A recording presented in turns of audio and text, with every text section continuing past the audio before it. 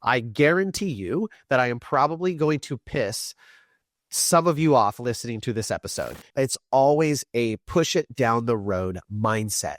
And that's one of the things that's going to guarantee you're going to stay broke is by waiting to start tomorrow. So letting your staff make business decisions is a absolute recipe for disaster.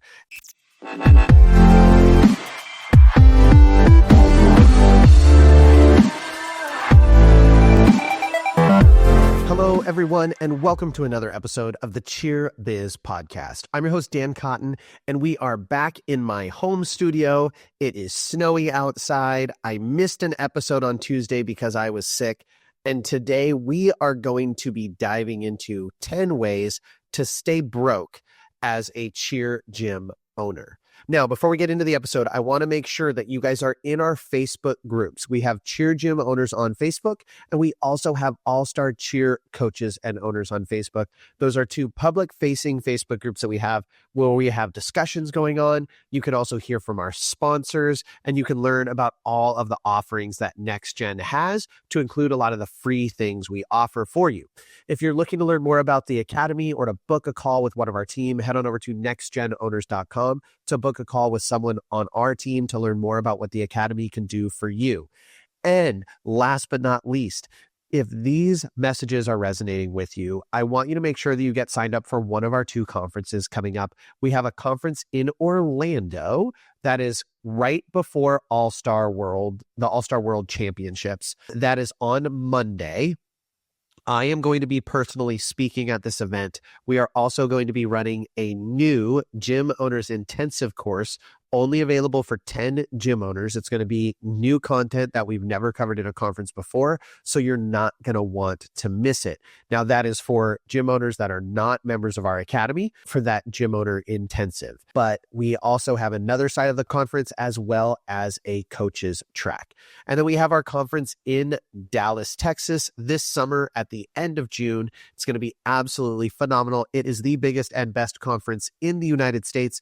We have some really cool partnerships that are coming out that have not yet been announced, but we're going to be doing some things bigger and better. Plan to be there Friday, Saturday, and Sunday. We're going to have some skills-specific things, coaches certifications, and things that are going to be going on Friday. So make sure you get registered for that conference as well. It's going to be the best conference in the country, bar none. Now, we are going to be getting into the 10 ways to stay broke as a cheer gym owner. Now, like I said, I've been sick. If you can't hear it in my voice, I had a cold, and we've been snowed in the past 2 days, although it's all melting, which is great. We're able to kind of get out and about. I've been working from home, but we had no practices last night. I've been a little bit under the weather, so I've been not working quite as aggressively as I normally do, which means I spend a little bit of time scrolling. And I'm on Facebook, I'm looking at ASGA, I'm looking at our groups, I'm looking at the Crazy Moms of Cheer Facebook group, and I started kind of noticing some trends, just some things that I wanted to touch on, common mistakes I see people making that lead to not achieving your goals as a gym owner. So when I say 10 ways to stay broke as a cheer gym owner, yes, it's a little bit clickbaity, but ultimately these are things that are going to continually sabotage you and keep you from getting where you want to go. And ultimately, as a cheer gym owner, you should want to be a profitable business that allows you to pay yourself and your coaches a living wage. Now, I guarantee you that I am probably going to piss some of you off listening to this episode. If you're a coach listening to this episode, I know I'm going to make you unhappy at one point in time.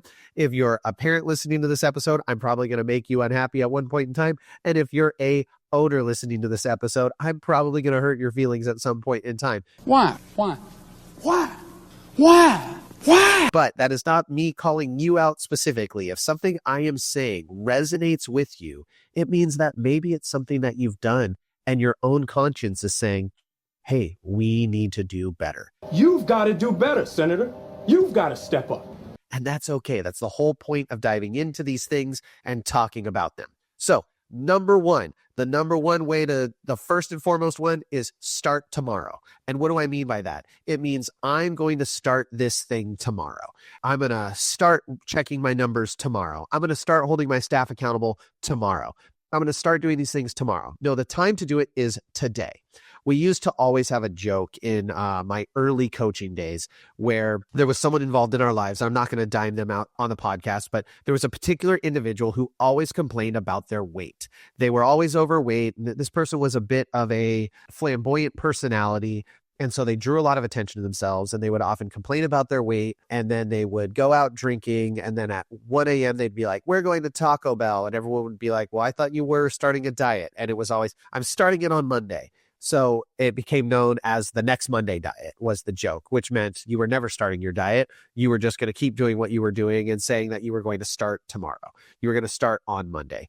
And I see gym owners do this all the time. They're going to start tomorrow. They're going to start doing their numbers correctly and charging correctly next season. They're going to start holding people's feet to the fire on paying their bills next year or next month.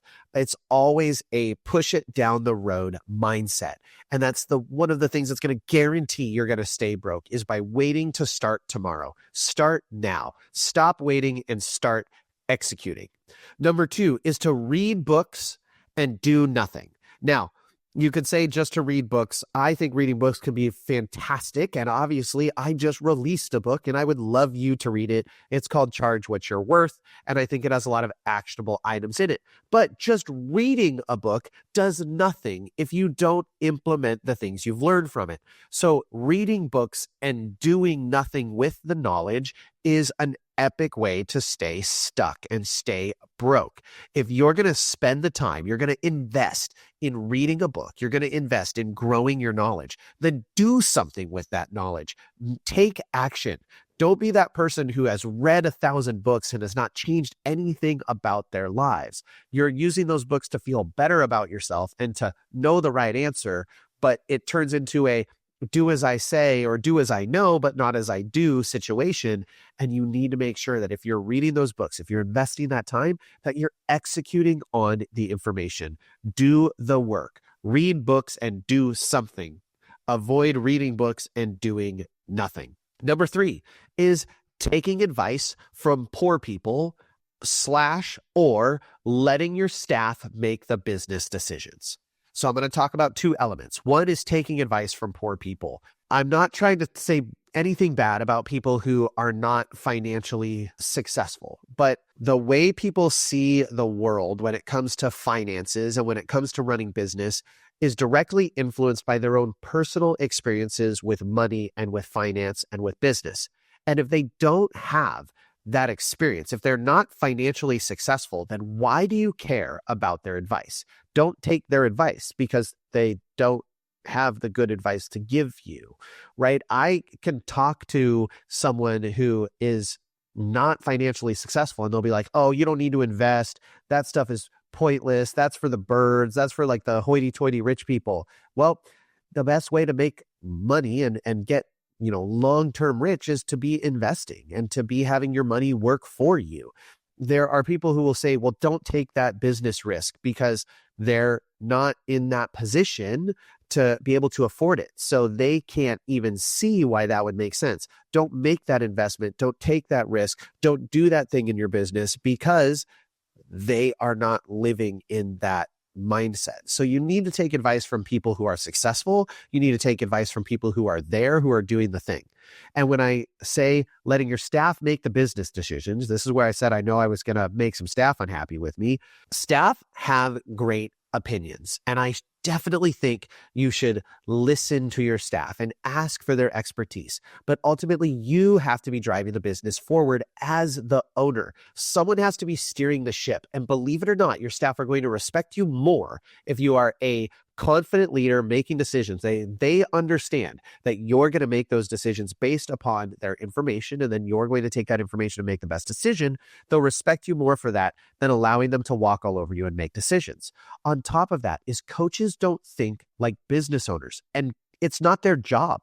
I don't think they should be thinking like the business owner. So a coach is going to say, kick the kid off the team because they have a bad attitude. The business owner is going to say, well, we can't afford to just kick kids off the team because they have a bad attitude. Now, if you were to just take that coach's advice and say, well, they're not doing this thing in the routine, so we should boot them, or they're not they talked back, so we should kick them out, or we should bench them, or we'll win more competitions if we compete with less kids because it makes it easier. So we should only build teams of 11, or we should have 22 crossovers to this team and only 8 true kids who are like full paying kids on the team because that will make the team more successful. That's a coach mindset thing to think about. What's going to make a team win? And they're going to say, put all these crossovers, but then you as a business aren't charging the right amount. And now that team is not profitable. In fact, it's costing you money. And although it may be competitively successful, it's not successful from a business perspective. So you can't let your staff make those business decisions. Conversely, going to your recreational tumbling or things like that, your coaches are going to be like, we need this mat, we need this piece of equipment, we need this thing, we need to have smaller class sizes so we can coach them better. And that is not a good business decision. You should be trying to get the maximum juice for the squeeze, meaning I want to get the maximum amount of athletes that I can deliver a high quality product with one coach in a certain amount of time, because you only have so much time and so many staff. So you have to get the maximum amount of revenue from that into the business to be financially successful. So letting your staff make business decisions is a absolute recipe for disaster.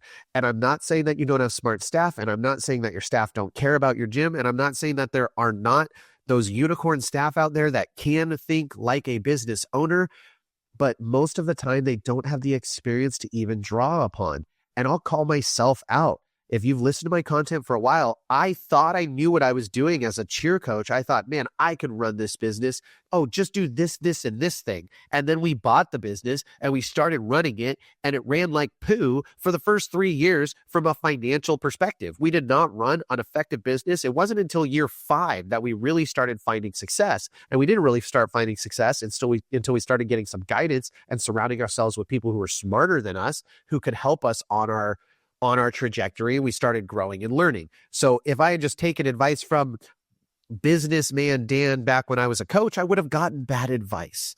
So don't let your staff be making those business decisions. Consult them, ask their opinions, and use all of the information to make the best possible decision for your business. The next thing that is keeping you broke is avoiding discomfort.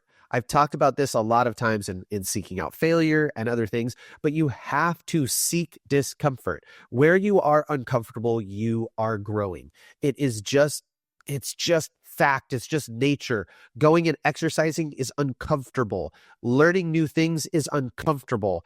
Pushing your budget when it comes to marketing is uncomfortable. Starting a new program is uncomfortable. Looking at your numbers and knowing your finances, especially if you've never done it before, is really uncomfortable.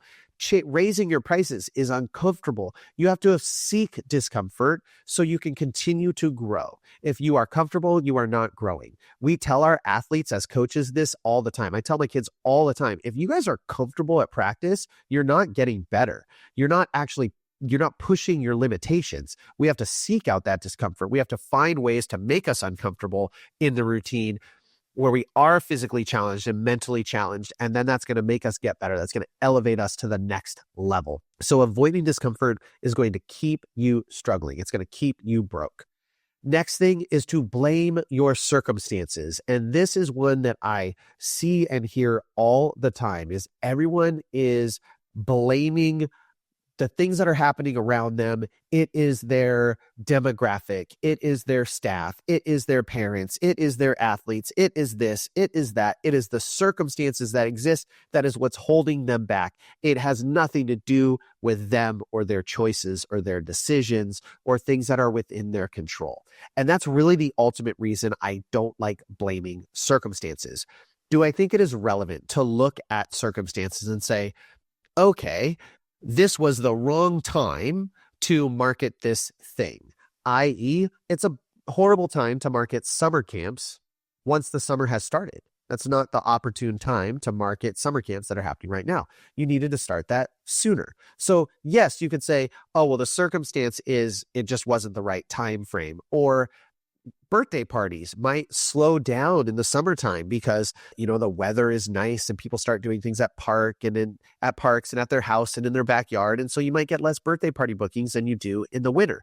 And you can blame the circumstance to say, well, it's the time of year, but you're not looking at the nuance. You're not looking at I shouldn't be relying on birthday parties. I should learn from this situation and I should then be pivoting because I'm taking something that is controllable, which is knowing that birthday parties are going to dip in the summertime, and I'm blaming the circumstances. So I want to avoid pointing fingers at all of the things out there that impact you and realize you're in control of your business. You're in control of your life.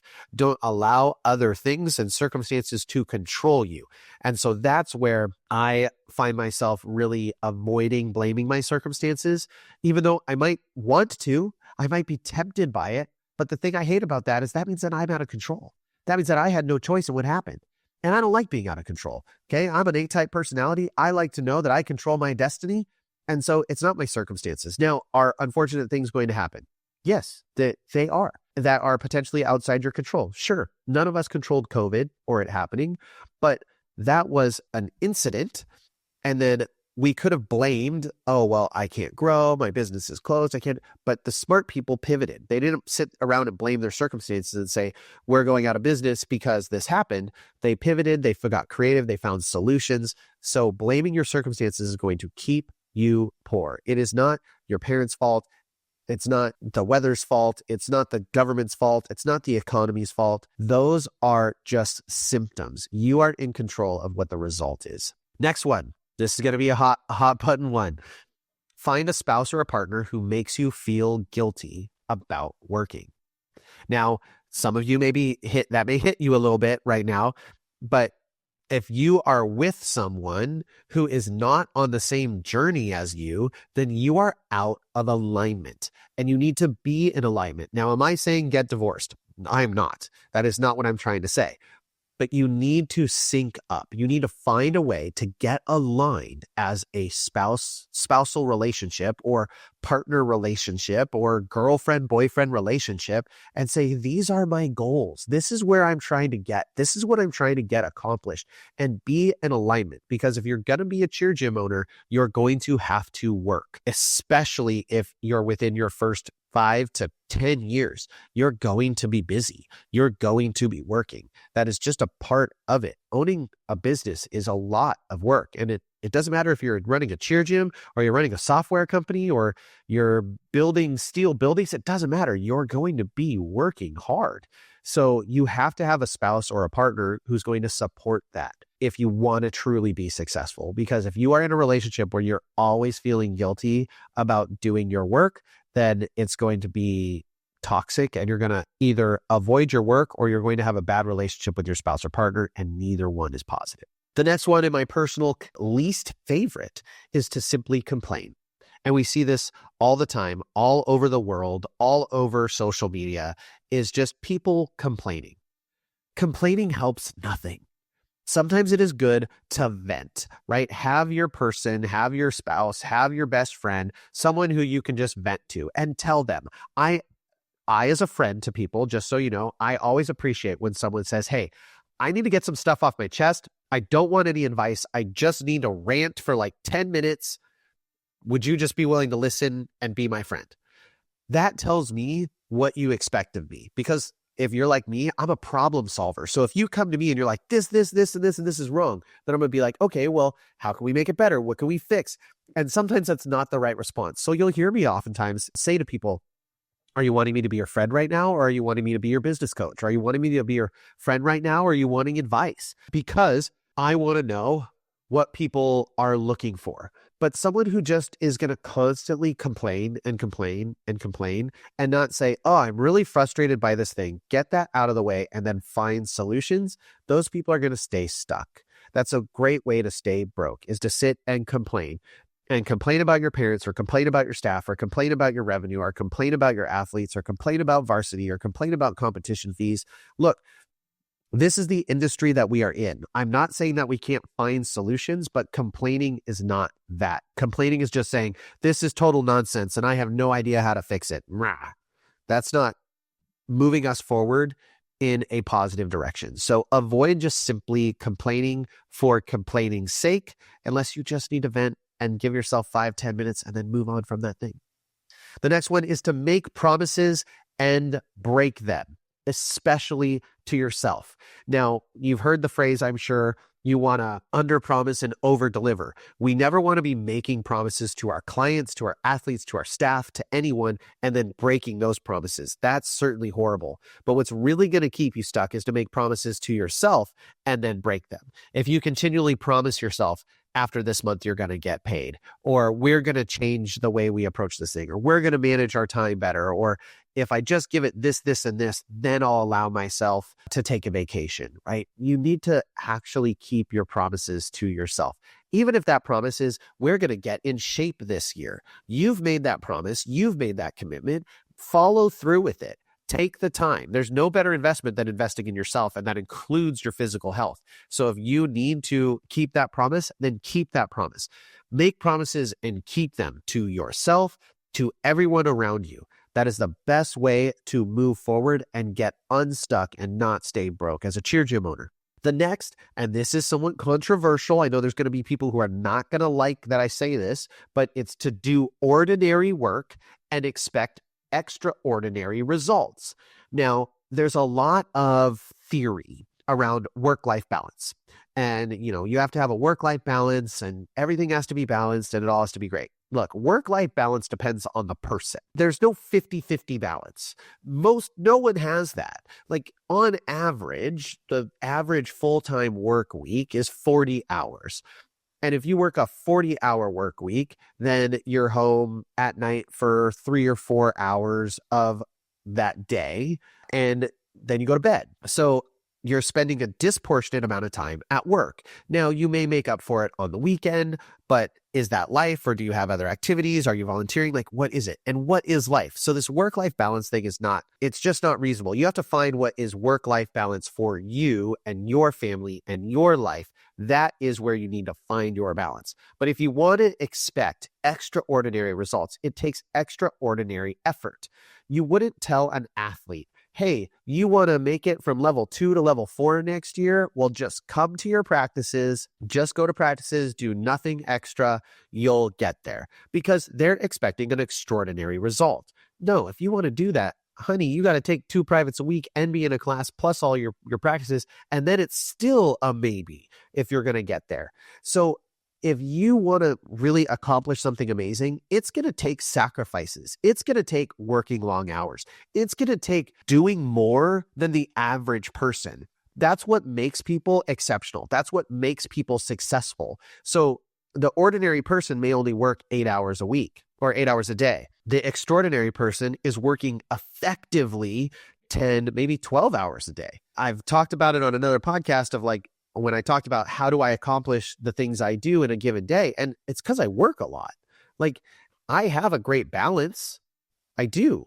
And could it get better? Yes. And I'm continually improving upon it and spending more and more time with my family and figuring out how to balance things and manage my schedule better. But I work an extraordinary amount. Like, people are like, oh, how do you run a gym, coach 2 teams, have a family, help run Next Gen as the COO, coach 20 clients on their businesses, teach at conferences, run dream camps that runs all summer long, travel and do choreography, and you wrote a book and you did these things? It's because I've committed myself to doing extra. It's because when I was writing the book, I was getting up 2 hours early and writing for 2 hours every day, and then going through the editing process. You have to do extra to expect extraordinary results. There's just no real other way around it. Anyone who tells you differently, they just got lucky. So can you do ordinary work and get ordinary results? Yes, absolutely. If you want to do something extraordinary, you have to do the extra. The last one is to assume you're always right. Anyone who goes into a conversation assuming that they're always right and they know the ultimate answer is ultimately going to stay broke and stay struggling, because you don't believe you have anything to learn. You are always right. You always know the answer, and you are perfection incarnate. And although I give the appearance of being very self-confident and knowing all the answers. I go into conversations all the time and say, I got that wrong. That was my mistake. I might have a hypothesis, have a discussion with someone, and realize at the end of that discussion that I was completely wrong. That's only possible because I'm not just assuming I'm right. Now, when you have an idea, you obviously are like, oh, this is a really good idea.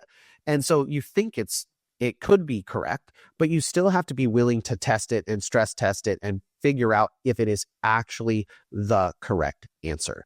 So you can't always assume you are right if you want to grow and you don't want to stay broke as a gym owner. All right, this was a lot of information. I know this was a long podcast, and I'm coming back after being sick, so my throat is about done.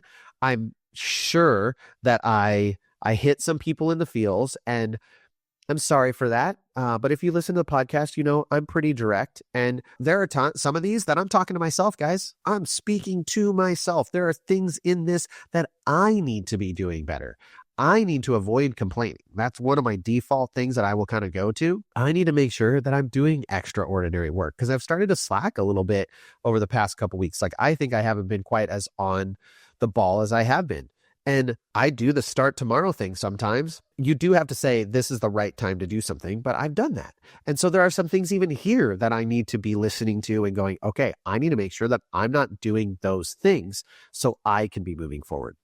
Anyways, I hope you got something out of this. I'm recording this on Cheer Sport weekend. If you're listening to this at Cheer Sport, man, I hope you have an amazing weekend. It's one of my favorite competitions. If you're at Jams Nationals, have a fantastic one. Those are two big competitions that I've attended. That's the only reason I'm mentioning them and not others. I know there are a lot of competitions going on this weekend. Wherever you are, best of luck. Thank you for listening. And with that, we'll catch you on the next episode.